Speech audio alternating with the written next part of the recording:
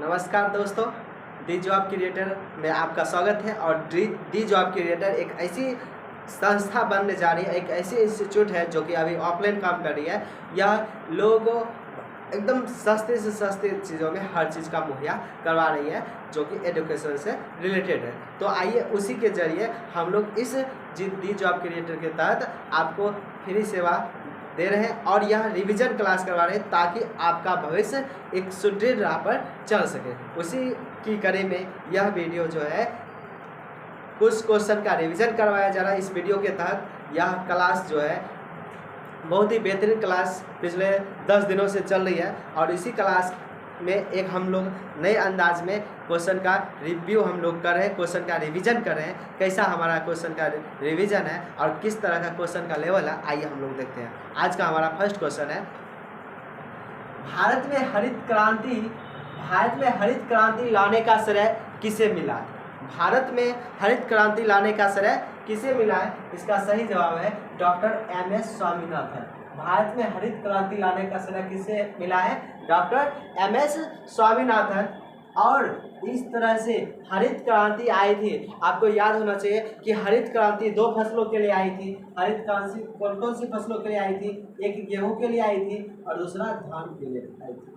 हरित क्रांति 2 फसलों के लिए आई थी, एक गेहूं के लिए आई थी, दूसरा धान के लिए आई थी। और इसको लाने का श्रेय किसको जाता है? एम.एस. स्वामीनाथन को जाता है। और भारत में पहली बार हरित क्रांति कब आई? 1967-68 में। हरित क्रांति क्या होती है? इसके तहत हरी फसल यानी कि हरा फसल गेहूं और धान इसमें वृद्धि की गई, इसमें अप्रत्याशित रूप से वृद्धि की गई ताकि लोगों में भूखमरी की समस्या उत्पन्न न हो। और फिर से दूसरी बार इसमें और सुधार करके लाया गया हरित क्रांति, जो कि 1983-84 का समय था। उस समय इसकी दूसरी हरित क्रांति लागू हुई और पहली हरित क्रांति लाई गई 1967-68 में। नेक्स्ट क्वेश्चन है, दूसरा क्वेश्चन, भारत में श्वेत क्रांति का जनक किसी को कहा जाता है? श्वेत क्रांति मतलब आपको बताए थे कि श्वेत क्रांति मतलब श्वेत क्या होता है? दूध होता है। और दूध का संबंध किस क्रांति से? श्वेत क्रांति से, ठीक है। और इसका भारत में लाने का श्रेय किसको जाता है? तो डॉक्टर वर्गीज कुरियन को श्वेत क्रांति का जनक माना गया है। नेक्स्ट क्वेश्चन है, तीसरा नंबर, प्राण एवं दैहिक स्वतंत्रता का संरक्षण कि अगर हम अपने प्राण की सुरक्षा कर सकते हैं, हम अपने दैहिक की सुरक्षा कर सकते हैं, ऐसा हमें संरक्षण संविधान के द्वारा मिला गया है। किस अनुच्छेद के तहत? 2/21 अनुच्छेद 21 हमें देता है कि हमें अपना सुरक्षा स्वयं कर सकते हैं, हम अपनी दैहिक रक्षा कर सकते हैं, यह अनुच्छेद 21 कहता है। अनुच्छेद 21 का को बहुत ही इंपॉर्टेंट है, MBBI, यह बहुत ही VBI है कि अनुच्छेद 21 का क्या कहता है? 6 से 14 वर्ष तक की आयु का जितने बच्चे हैं सबका निःशुल्क शिक्षा हो। यानी कि आप जैसे ही स्कूल में प्रवेश करते हैं आपकी शिक्षा निःशुल्क हो जाती है और सरकार आपको मदद करती है निःशुल्क शिक्षा में। और शिक्षा अनिवार्य है, यानी कि सबको शिक्षा लेने का अनिवार्य है, जो कि जिसका उम्र 6 से 14 वर्ष का। और ऐसा संशोधन किया गया 2000 ईस्वी में और यह संशोधन था 86वां संशोधन के तहत बच्चों को निःशुल्क शिक्षा और अनिवार्य शिक्षा प्रदान की गई, जो कि उम्र था उस उम्र सीमा 6 वर्ष से लेकर 14 वर्ष तक।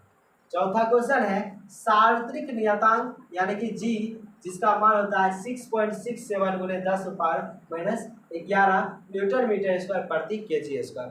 दोस्तों, यह जो सार्वत्रिक नियतांक है यह गुरुत्वाकर्षण सिद्धांत पर कार्य करती है, यानी कि गुरुत्वाकर्षण सिद्धांत में यह जी का प्रयोग किया जाता है, जिसका मान होता है 6.67 × 10⁻11 न्यूटन मीटर स्क्वायर प्रति kg स्क्वायर। नेक्स्ट क्वेश्चन है 5 नंबर, पारा कितने डिग्री सेल्सियस पर जमने लगता है? पारा कितने डिग्री सेल्सियस पर जमने लगता है? तो -39 डिग्री सेल्सियस पर पारा जो होती है जम जाती है।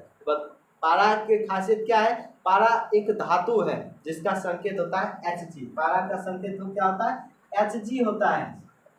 और यह धातु है और यह ऐसी धातु है जो कि द्रव अवस्था में पाई जाती है। और यह जमता कितने डिग्री पर? -39 डिग्री सेल्सियस पर। वहीं एल्कोहल कितने डिग्री पर जमेगा?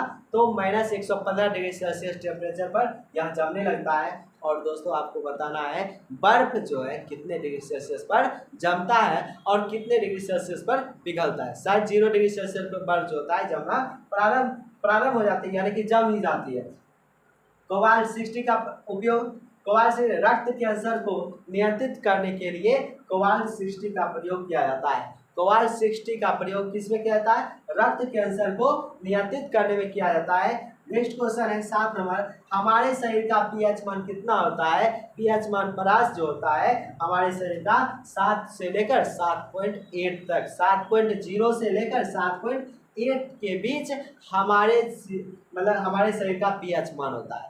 अगर दोस्तों अगर 7 से अधिक पीएच मान है तो 7 से अधिक अगर पीएच मान है तो क्षारीय हो जाएगा, 7 से कम है पीएच मान तो अम्लीय हो जाएगा, और 7 है तो उदासीन हो जाएगा। इस तरह से हमारे शरीर का पीएच मान क्या होगा? उदासीन से लेकर क्षारीय होता है। हमारे शरीर का पीएच मान जो है अम्लीय नहीं होता है। हाँ, हमारे पेट में HCl होता है, हाइड्रोक्लोरिक अम्ल होता है, जो कि अम्लीय होता है। वह भोजन को पचाने में मदद करता है। नेक्स्ट को इसी में है, वर्षा जल का पीएच मान अगर 5.6 से कम हो जाती है तो ऐसी होने वाली बारिश को अम्लीय वर्षा कहा जाता है। अगर पीएच मान 5.6 से कम हो जाए तो ऐसे वर्षा को क्या कहेंगे?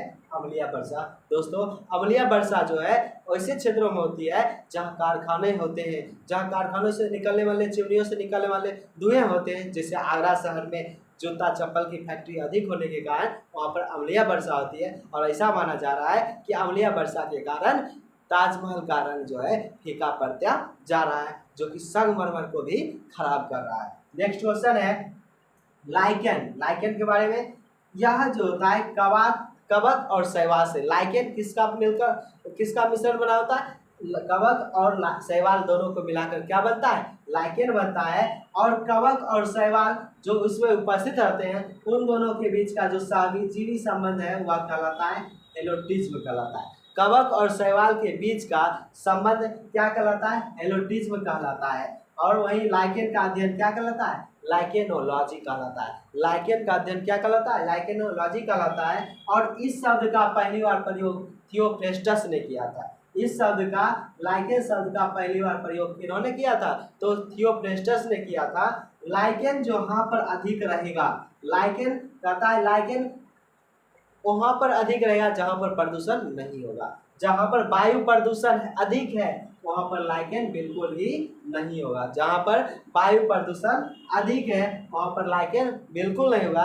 इसका मतलब लाइकेन का प्रयोग वायु प्रदूषण के रूप में, वायु प्रदूषण के संकेतक के रूप में हम लोग कर सकते हैं। यानी कि लाइकेन का वहाँ प्रयोग करेंगे।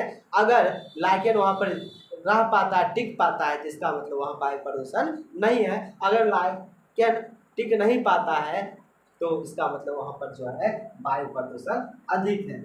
नेक्स्ट क्वेश्चन है हमारा, सांस द्वारा लगभग कितना पानी जो होता है प्रतिदिन हमारे शरीर से बाहर, यानी कि हम जब सांस लेते हैं तो कितनी मात्रा जो है हमारे शरीर से पानी निकलता है? तो लगभग 400 ml जो है हमारे शरीर से पानी बाहर निकलता है। पूरे दिन की बात किया, प्रतिदिन के बाद 400 ml, यानी कि आधा लीटर से थोड़ा कम। और वहीं जब हम सांस लेते हैं तो एक बार में कितना वायु हमारे शरीर के अंदर जाता है? 500 ml, यानी कि आधा लीटर जो है हमारे शरीर के अंदर वायु चली जाती है। और जब हम सांस छोड़ते हैं पूरा दिन में तो 400 ml जो होता है सांस के माध्यम से पानी की मात्रा बाहर निकलती है।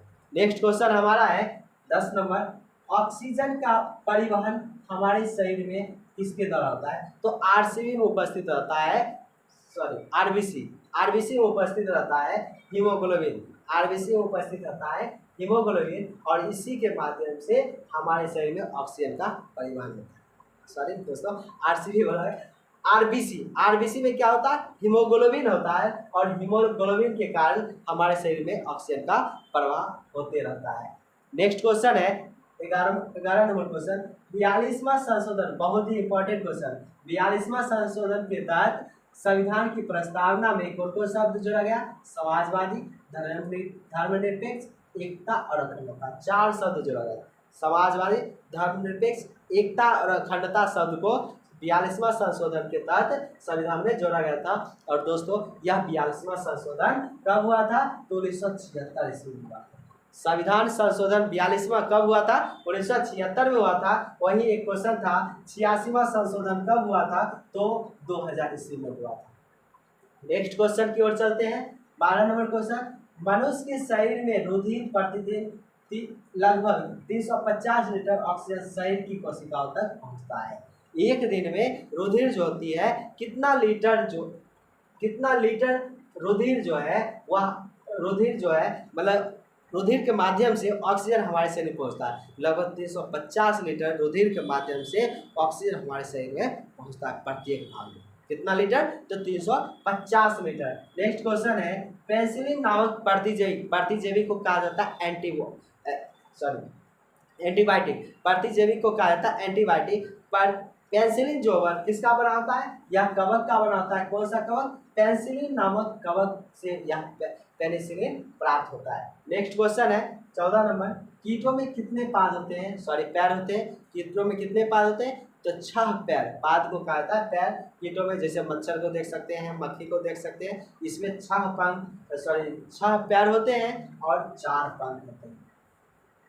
कीट में कितने पंख होते हैं? तो 4 पंख होते हैं और 6 पैर होते हैं। नेक्स्ट क्वेश्चन है हमारा आज का लास्ट क्वेश्चन है। अगर वीडियो अच्छा लगा तो जरूर इसको शेयर करके हमारा मनोबल बढ़ाइएगा। 15 नंबर क्वेश्चन है, लीची जो हम लोग खाते हैं उसका कौन सा हिस्सा हम खाते हैं? लीची का कौन सा हिस्सा हम खाते हैं? तो लीची का जो हम ऊपर से छिलका हटा देते हैं और जो गूदा बचता है और उसके अंदर बीज बचता है, छिलका और बीज के बीच का जो भाग है, जो खाने योग्य भाग होता है, उससे कहा जाता है एरिल कहा जाता है। क्या कहा जाता है?